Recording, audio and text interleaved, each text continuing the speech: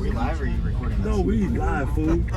We're going to talk about cameras. I'm live with Josh Satin. Hive Live, there it is. I'm live with Josh Satin. Yo, Josh is a good creator, dude. I like that cat. So, and then Dinah has her talk tomorrow. I will send y'all bootleg tapes of her conference. When you get to see the people that get up and walk by, you know what it is. You're like, I'm gonna do the bootleg reggae edition that Dinah's talk. What you gotta do for making your content and that, you know, you gotta make more of the content. You can't just be talking about it. You gotta do it. I hope you're plugging the book tomorrow. I do. I got You got a book? What kind of book is this? The One Right Video. Dang, the One Right Video. I had a book like that. It was called One Left. Never mind. Carbon What kind of Hungarian are you? Hungarian? Hungarian. Hungry? Hungry. Just be in Cali for a while, so we can just do random hot podcasts from the car. Oh, we thought about should have doing did that. it. We should have did it. Jared. We should have did it. Coming to the crack shack. Diana calls it the creek shack. The Crick Shack. I'm sure y'all know whose owl that is. Peter McCormick. Out here with Jared. Always. Doc, getting some coffee. See how this roll. We gotta taste it first. I don't know about you, Peter McCormick. A little small beaver. We don't know. G'day guys, it's Ben from Engage Video Marketing here, and today I'm at Social Media Marketing World here in the corridors just after the opening keynote. But I'm here with Diana Gladney, author of One Right Video, and we're going to chat a little bit about the idea of video creation as entrepreneurs. So Diana, thanks for joining me today. I'm pumped to be here. Thanks for having me. Awesome. It's been so dope here at Social Media Marketing World. It is day 2 and it's just about to wrap up. And I got to do a podcast interview today. I got a chance to link up with Sean and see him, which is always awesome. And then, of course, just getting to explore with Jared. So it's been like a tremendous amount of fun. The one thing, though, for as beautiful as it is outside right now, nobody's out here. Just walking around, like, the San Diego Convention Center is huge. But walking around, like, just getting this amazing one view. Number 2, the quiet moments. I'm always like, okay, catch my breath a little bit and whatnot, but it's been dope. I know that it's like a dinner planned and some other stuff, but wind up being that the videos, for whatever reason, are not working, or like even the gifts and stuff like that. But this is why you always come prepared and stay ready. So I have my presentation, have the slides, have all the assets, everything, and just trying to problem solve stuff. It still wasn't working properly, so I'm gonna have to make some adjustments. And staying up over 24 hours and only getting some cat naps on the plane yesterday, and then staying up late yesterday, definitely I was super exhausted last night, but just good. So I'm closing all my rings, looping all of my rings, which when I come out to these kind of events and stuff like that, just getting in crap ton of steps. It's starting to rain a little too hard now. Got to go inside. Yeah, technically it's not bad. It's just that it's starting to rain, and if it rains any harder than this, I don't want to get caught outside. But it is such a beautiful view. I'm gonna try and capture the moment of it before it rains a little too hard for my liking. All right, so now I'm back inside. Missed the rain, thankfully. And now I'm going to take 2 minutes and disappear again. Are you recording? I am now. Oh. Why you gotta ruin it? Wait, are you coming to the thing? Let's go. Come with your rolling. 15 minutes. Woo! Look at the camera.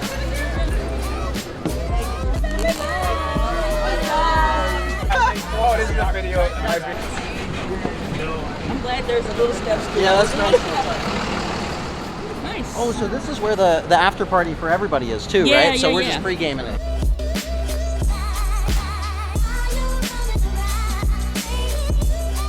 All right, so we're here at the speaker party. This is a beautiful spot. Yeah, that's what it's like. Are we going to be eating, or are we just going to be play eating? Who, us? No. That's what they're like. Are we? Oh. Or are we going to be shy about eating? Or I'm like, nah, I think we're going to eat. I think we're going to eat.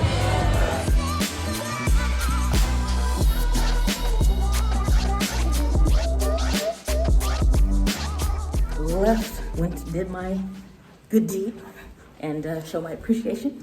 It was a speaker party, but now it's time for me to enter my room.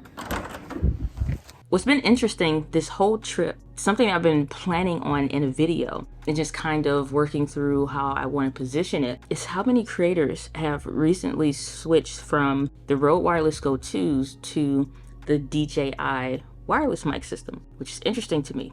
Rode only does audio, and DJI has expanded into a lot of different territories. But the way that myself, him, Jared, we all went out to lunch today is just like the pros versus the cons. So when it comes to your business and how you're positioning yourself, that's the thing. It's like, if it's comparable, if it does the exact same thing, user experience, like the user interface kind of a thing, is small, but it's like it has to be something more, which was my position of, it has to be more than just, oh, here's another one. Another one. You guys would not believe how many times we get hit in the DMs for either something similar or it's something worse, but saying that it's similar. And it's just like, what's the point? Why will we ask? Number one, why would I put my name behind asking somebody to invest in something that's worse, less reliable, cheap feeling?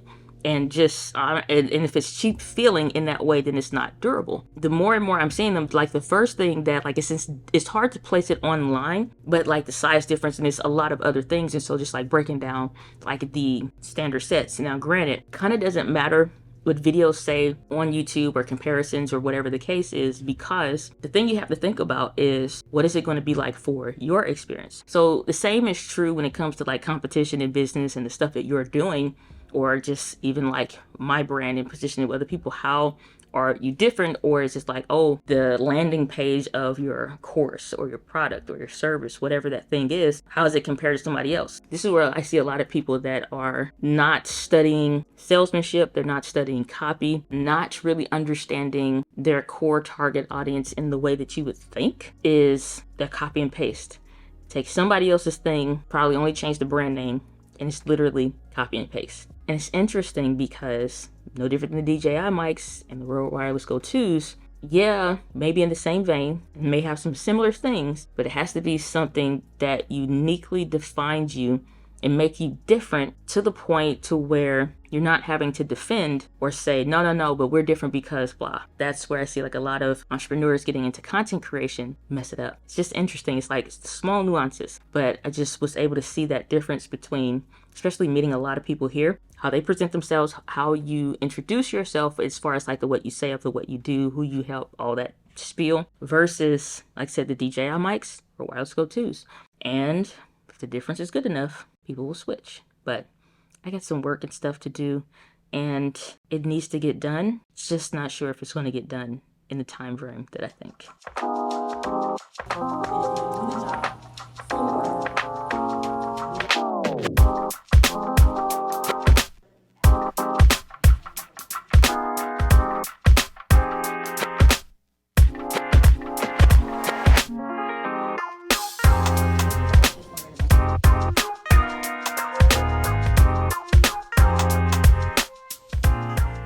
It is sometime of the day, like 9 a.m. I think, and I don't feel like moving from this bed. My ankles are in full cankle mode.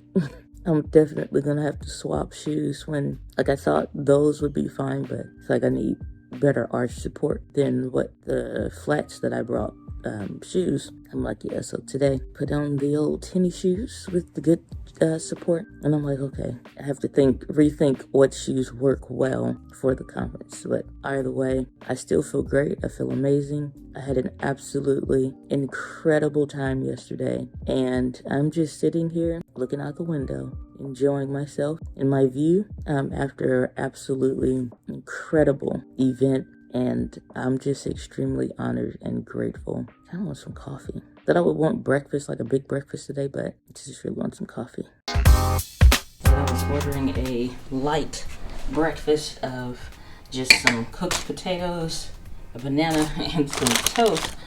I did not know this was going to be this much food, but I'm here for it. Well, Tabasco sauce never hurt anybody, but I'm not for hot sauces, but this right here, this is all right.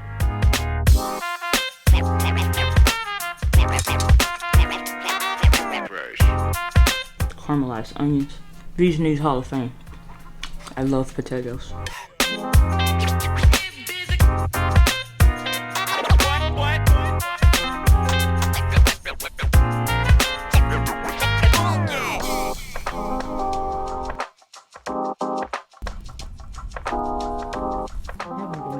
enjoying very much this whole trip, but I've been capturing the moments. But it's time to go home now.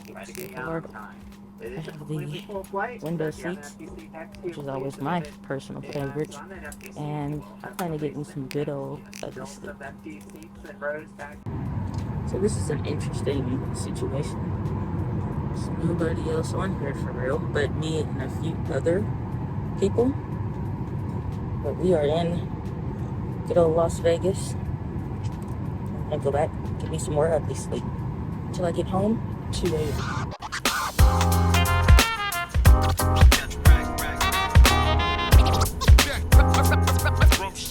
So why have a late night flight like this?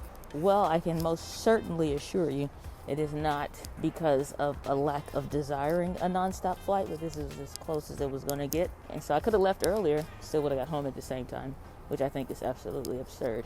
I look forward to more nonstop flights. Looks like a few more has opened up between here and the good old West Coast, but we could do with a few more.